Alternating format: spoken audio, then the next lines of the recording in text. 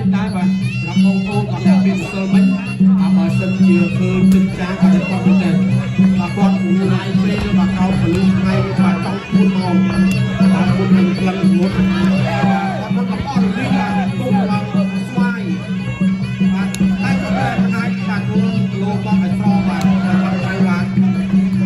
ដឹងថាគាត់ក៏អត់សិនបាទបាទឡើងទៅគូតទៀតបាទអញ្ចឹងយើងឃើញហើយបាទសម្រាប់ការប្រកួតបាទរវាងទាំងពីរបាទគឺកីឡាករបង្គោលគ្នាបាទឡើងទៅកាន់បាទវគ្គព្រឹកប្រត់ដល់ស្វ័យប្រវត្តិបាទស្អាតបាទចិនចានបាទគាត់ធ្វើទៅតាមបានយ៉ាងណាការប្រកួតនេះក៏ឲ្យទាំងពីរបាទប្រកួតអត់សមត្ថភាពដែរបាទលោកកញ្ញាកណ្ដាលលោកសម្បត្តិចាប់ញែកទាំងពីរអូយបាទមកតែផ្ទះគូស្រងមកទៀតបាទចិនចានអូយទៅក្រៅមួយក៏ស្ដាប់កាប់ខាងលើមកជើងបាទទោះបីជាប្រកួតមិត្តភាពក៏បាទចិនចានមិនឲ្យកីឡាករបរទេសរូបនេះបាទគេហៅថាឡើងទៅកាន់ជុំបន្ទាត់ស្រួលដែរដើរឆ្វេងបាត់ចិនចានដើរស្ដាប់ខិតឆ្វេងបោះជូរស្ដាប់មកពីកីឡាករបង្គោលខៀវអូយបាទចាប់បានស្លាប់បានលោកកញ្ញាកណ្ដាលចាប់គេបាទវាយទៅវាយទៅទេចិនចានជ្រុំជើងដៃចូលធាក់ស្ដាប់មួយទេផ្លាសេបោះស្ដាប់ពីចិនចានហើយក៏ចលោដើរឆ្វេងក៏ស្ដាប់បាំងជាប់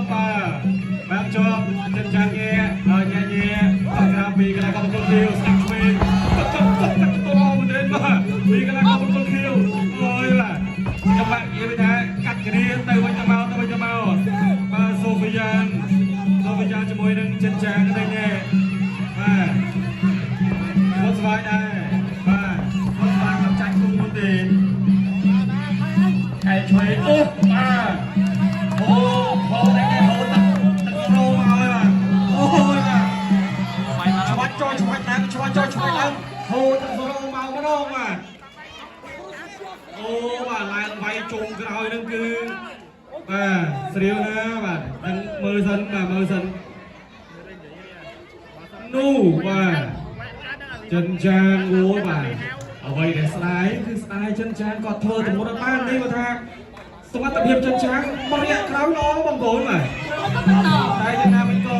យើងសង្ឃឹមថាគោលនេះគោលឲ្យអស់ពីសមត្ថភាពតែយ៉ាងណាឃើញថាបង្គោលខៀវសូហ្វីយ៉ានហាំស្មាវីគឺបាទស្នាមរពោះបាទតែអត់ទាន់ធន់ដល់ស្នាមប្រឈមទេបាទតែបើសិនជាលោហិតហូរមកច្រើនពេកក៏អាចប្រឈមដែរបាទក្រុមគ្រូពេទ្យគាត់ផ្ដិតដូចដល់ហើយតែអត់អីទេអាចប្រកួតបន្តបានសាប់ជួយចូលពេញរបស់សូហ្វីយ៉ានជង្គង់ឆ្វេងរបស់ចិនចានអូយបាទលោហិតហូរចេះតែមកច្រើនទៅបាទមិនស្រួលទេបាទមិនស្រួលទេចង់ឈ្នះចិនចានឡើងទៅជុំអីណែផ្ដាច់ព្រាត់កែឆ្វេង